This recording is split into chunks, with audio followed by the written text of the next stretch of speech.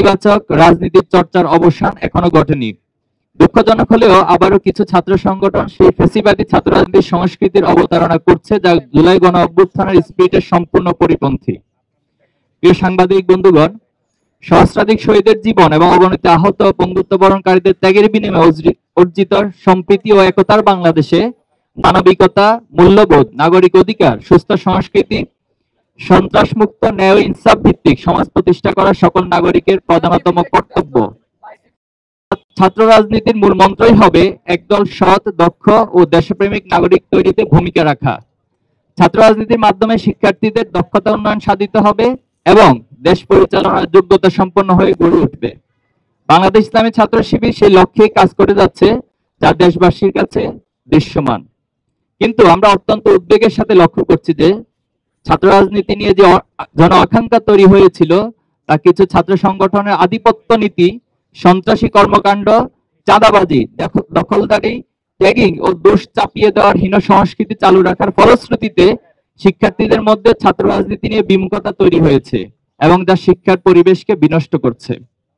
নিষিদ্ধ ছাত্রলীগ বাংলাদেশ থেকে বিতাড়িত হলেও দুর্ভাগ্যজনকভাবে আমাদের বন্ধুপ্রতিম ছাত্র সংগঠন, ছাত্রদল তাদের পথ অনুসরণ করতে দেখা যাচ্ছে। ক্যাম্পাসে সকল ছাত্র রাজনৈতিক ও সামাজিক সংগঠন সমূহের মধ্যে পারস্পরিক শ্রদ্ধাবোধ, সহযোগিতা ও সহাবস্থান নিশ্চিত করে শিক্ষার সুষ্ঠু পরিবেশ বজায় রাখা সকলের দায়িত্ব। কিন্তু আমরা লক্ষ্য করছি বিভিন্ন ক্যাম্পাসে ছাত্রদল, ছাত্র শিবির সহ অন্যান্য ছাত্র সংগঠনকে অন্যায়ভাবে দমনের চেষ্টা করছে। শুধু তাই নয়, নিজেরা সন্ত্রাসী কায়দা শিক্ষার্থীদের হামলা করে তার দায় উদ্দেশ্য প্রণোদিতভাবে ছাত্র শিবিরের উপর চাপিয়ে দিচ্ছে, যার প্রবক্তা ছিল নিষিদ্ধ ছাত্র সংগঠন ছাত্রলীগ। স্বৈরাচারী গণহত্যাকারী শেখ হাসিনা মুক্ত বাংলাদেশে ফ্যাসিবাদের টুলস গুলো কিছু ছাত্র সংগঠন ঘোষণা দিয়ে গ্রহণ করেছে। আপনারা দেখেছেন, তারা ফেসবুকে স্ট্যাটাস দিয়ে শিবির কোপানো জায়েজ, আগেও ছিল এবং ভবিষ্যতেও থাকবে, এমন বিভৎস এবং হীন ঘোষণা দিচ্ছে। আমরা নোয়াখালীতে এমন একজনের বিরুদ্ধে মামলা করেছি। আমরা আশা করব সরকার তাদের বিরুদ্ধে যথাযথ ব্যবস্থা গ্রহণ করবে। শুধু তাই নয়, কুয়েটের ঘটনাকে কেন্দ্র করে ছাত্র শিবিরের সম্পৃক্ততার মিথ্যা বক্তব্য দিয়ে দেশের বিভিন্ন জায়গায় বিক্ষোভ করা হয়েছে। খুলনার শিববাড়িতে তাদের মিছিল থেকে একটা শিবির দর দৈরা দৈরা জবাই কর স্লোগান দেওয়া হয়। এমন ভয়ঙ্কর হিংস্র স্লোগান আমরা ছাত্রলীগের মুখে ইতিপূর্বে শুনেছিলাম। কিন্তু ছাত্র দলের মধ্যে নিষিদ্ধ ছাত্রলীগের প্রতিচ্ছবি ফুটে উঠবে, তা আমরা কোনোভাবেই কামনা করি না। সারা দেশে শত শত জায়গায় চাঁদাবাজি, দখলদারি দেখে বোঝার উপায় নেই যে দেশের কোনো পরিবর্তন হয়েছে। অপরাধীদের হাত বদল হয়েছে ঠিকই, কিন্তু অপরাধ আগের মতোই চলছে। গত 4 ফেব্রুয়ারি যশোরের চাঁচড়ায় চাঁদা না দেওয়ার সম্রাট নামের এক মাছ ব্যবসায়ীর চোখ উপড়ে ফেলে ছাত্রদল নামের কিছু সন্ত্রাসী। গতকাল গাজীপুর মাইকে ঘোষণা দিয়ে প্রকাশ্য দিবালোকে চাঁদা আদায় করার ঘটনা আপনারা দেখেছেন। প্রতিদিন এমন অসংখ্য ঘটনা গণমাধ্যমে প্রকাশ হচ্ছে। সম্মানিত উপস্থিতি, সম্প্রতি কুয়েট এমসি কলেজ এবং 20 ফেব্রুয়ারি তামিরুল মিল্লাত কামিল মাদ্রাসা যে হামলার ঘটনা সংঘটিত হয়েছে, তা একটি ছাত্র সংগঠনের নব্য পেশিবাদ হয়ে ওঠা ধারাবাহিকতারই অংশ বলে আমরা মনে করছি।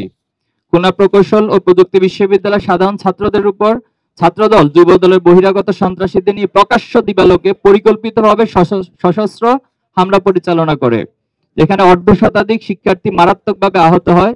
কিন্তু ছাত্রদল তাদের উচ্ছৃঙ্খল কর্মীদের বিরুদ্ধে ব্যবস্থা না নিয়ে উল্টো সেই সন্ত্রাসী কর্মকাণ্ডের দায় ছাত্র শিবিরের উপর চাপিয়ে দেয়। শুধু তাই নয়, প্রকাশ্য সংবাদ সম্মেলনে ছাত্রদল সভাপতি রাকিবুল ইসলাম রাকিব শিবিরের উপর দায় দিয়ে দেওয়ার মতো নির্দেশনা প্রদান করে, যার মাধ্যমে দেশবাসীর কাছে তাদের ঘৃণ্য পরিকল্পনা স্পষ্ট হয়ে যায়। একদিকে ছাত্র শিবির দায় চাপিয়ে দেওয়ার প্রকৃত ঘটনা আড়াল করতে চেষ্টা করে, অন্যদিকে যুবদল তাদের চিহ্নিত সন্ত্রাসীকে বহিষ্কার করার মাধ্যমে নিজের সাংগঠনিক সংশ্লিষ্টতা প্রমাণ করে।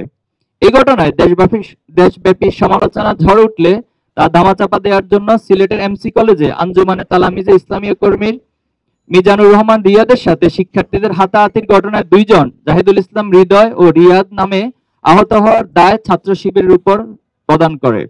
পরবর্তীতে কলেজের অধ্যক্ষের বক্তব্যের মাধ্যমে প্রকৃত ঘটনা প্রকাশ পেলে ছাত্র শিবির যে সেই ঘটনার সাথে জড়িত নয় তা প্রমাণিত হয়। কুয়েটে শিক্ষার্থীদের রক্তের দাগ শুকাতে না শুকাতেই গত 20 ফেব্রুয়ারি টঙ্গীতে তামিরুল মিল্লাত কামিল মাদ্রাসা শিক্ষার্থী এবং ছাত্র শিবিরের ওয়ার্ড সভাপতি ফজলে রাব্বি সিফাতকে হত্যার উদ্দেশ্যে ছাত্রদল সন্ত্রাসীরা কুপিয়ে জখম করে।